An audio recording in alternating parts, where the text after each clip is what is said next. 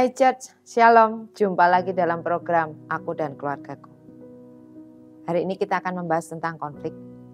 Konflik atau pertengkaran bisa terjadi kepada siapa saja, tidak peduli kepada gender atau status sosial. Konflik akan tetap menjadi konflik jika tidak diselesaikan.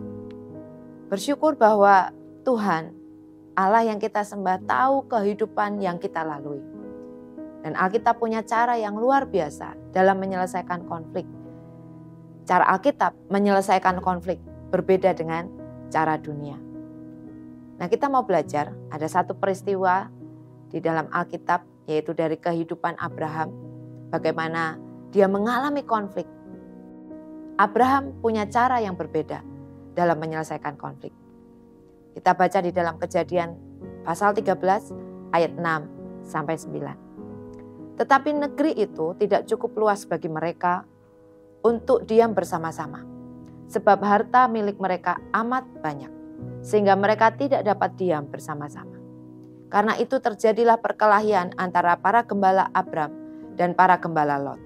Waktu itu orang Kanaan dan orang Feris diam di negeri itu. Maka berkatalah Abram kepada Lot, janganlah kiranya ada perkelahian antara aku dan engkau, dan antara para gembalaku dan para gembalamu. Sebab kita ini kerabat.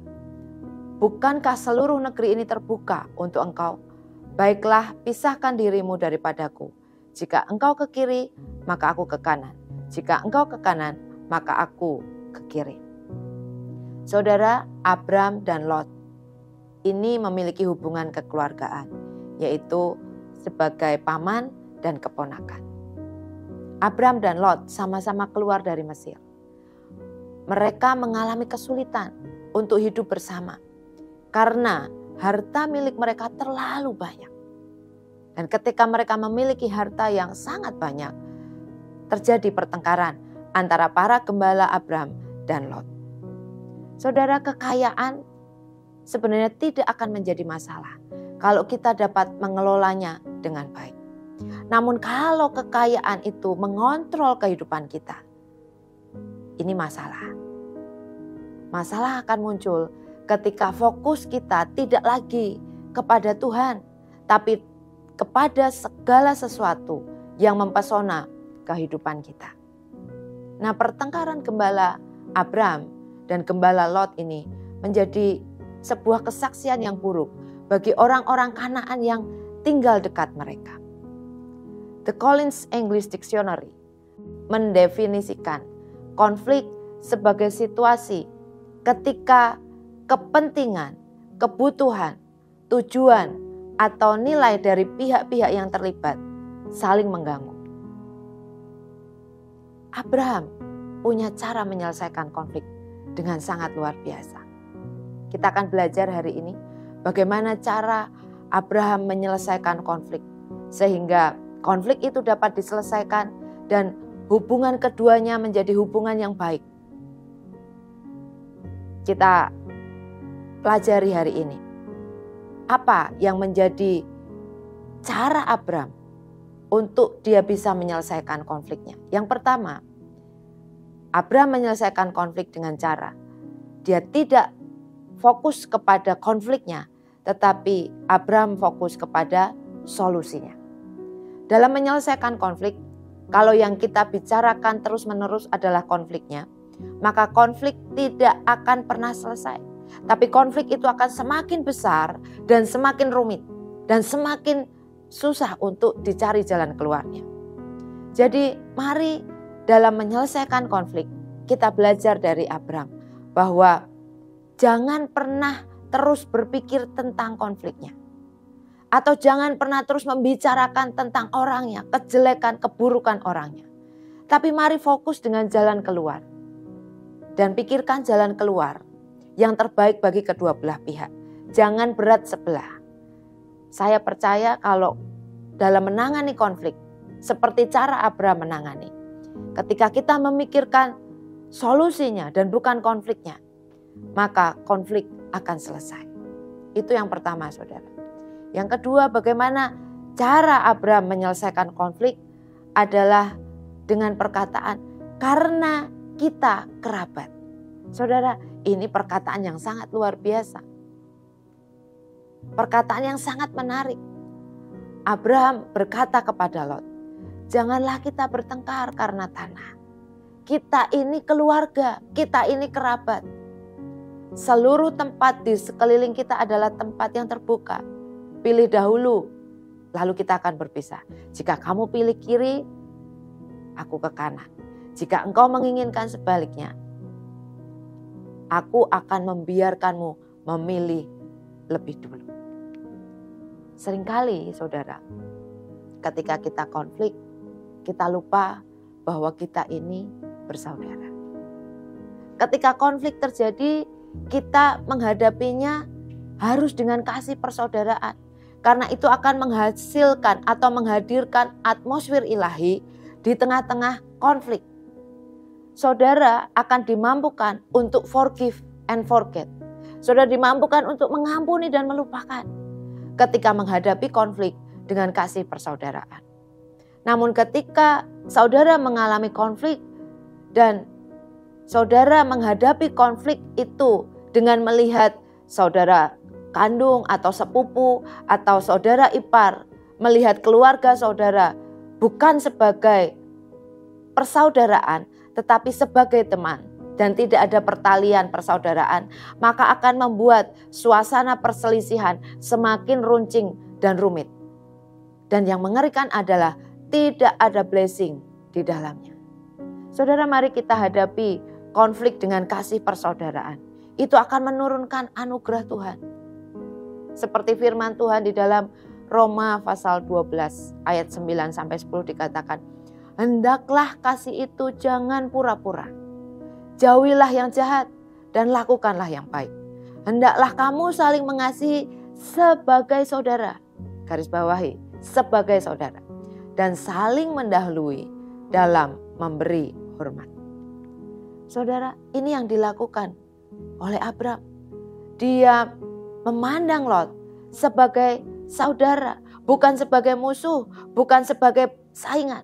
Tapi dalam menyelesaikan konflik, Abraham melihat Lot sebagai saudara. Saudara, masalah uang bisa membuat yang dekat jadi jauh, tapi juga bisa membuat yang jauh mendekat. Jangan karena harta dan ego itu membuat persaudaraan kita menjadi hilang. Ketika saya merenungkan hal ini, saya teringat akan nasihat yang secara serius suami saya pesankan kepada anak-anak.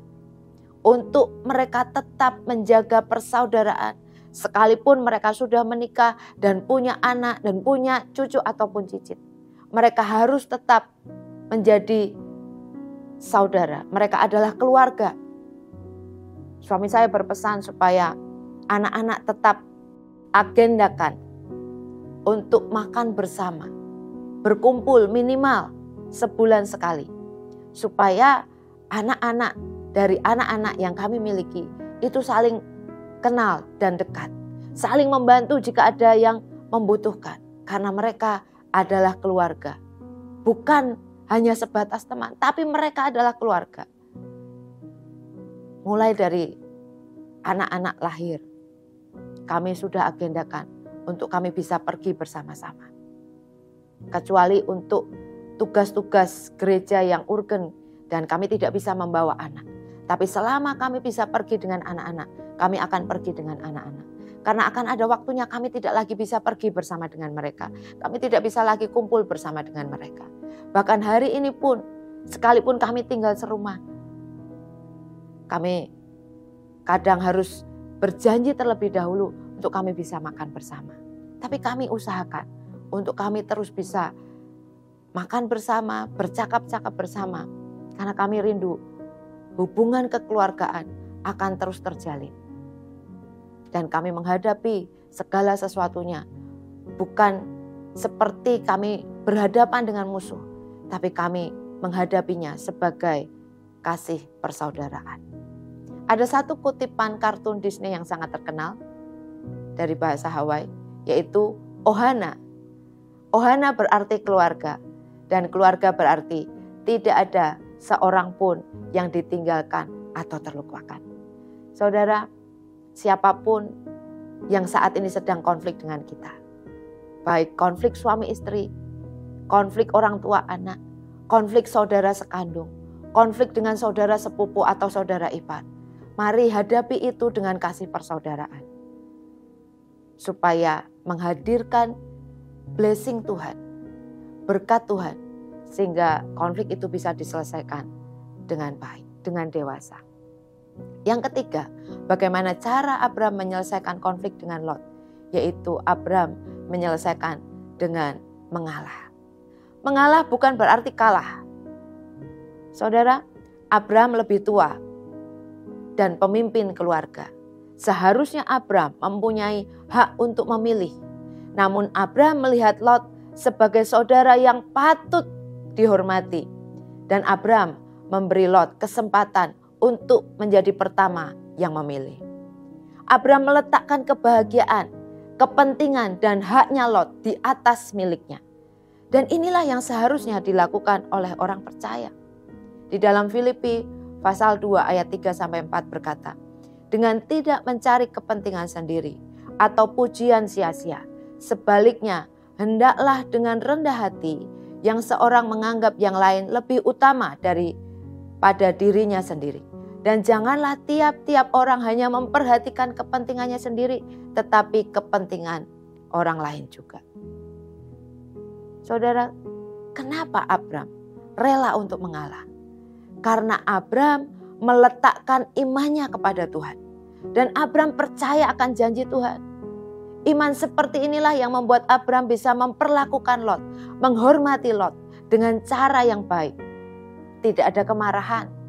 Karena Abram tidak mendapat apa yang diinginkan. Abram punya iman kepada Tuhan. Abram percaya kepada janji Tuhan. Itu sebabnya dia tidak melihat kepentingannya sendiri. Dia percayakan hidupnya kepada Tuhan. Sehingga dia bisa melihat kepentingan orang lain dalam kehidupannya. Mari sikapi konflik dengan dewasa. Konflik bisa selesai tanpa kekerasan dan kemarahan. Izinkan Tuhan bekerja. Izinkan Tuhan atas konflik yang saudara hadapi atau saudara alami. Dan ketika saudara mengizinkan Tuhan hadir di dalam konflik yang saudara hadapi, maka saudara akan melihat pertolongan dan pembelaan Tuhan terjadi atas hidupmu. Jangan pernah gunakan kekerasan, jangan pernah gunakan kemarahan dalam menghadapi konflik. Gunakan kasih persaudaraan, gunakan kerendahan hati dalam menghadapi konflik. Dan saya berdoa, saudara akan menikmati pembelaan, pertolongan Tuhan terjadi atas hidupmu. Tundukkan kepalamu, mari kita berdoa. Terima kasih Tuhan untuk hari ini di mana Engkau memberi kami pelajaran bagaimana kami menang atas konflik dengan cara yang elegan, dengan cara yang dewasa, dengan cara sebagai anak Tuhan menyelesaikan konflik yang ada. Ampuni jikalau di waktu-waktu yang lampau kami menghadapi konflik dengan kekerasan, dengan kemarahan, dengan cara-cara yang curang. Tapi hari ini kami mau belajar untuk dewasa dalam menghadapi konflik. Karena kami tahu Engkau pembela kami, Engkau penolong kami, dan Engkau memperhatikan apa yang kami lakukan. Terima kasih Tuhan, kami bersyukur, kami mau menyerahkan hari ini sepenuhnya ke dalam tangan Tuhan. Kiranya anugerah, berkat, penyertaan Tuhan menyertai kehidupan kami hari ini dan kami menjadi orang-orang yang menang atas konflik yang kami hadapi. Di dalam nama Tuhan Yesus kami berdoa. Amin.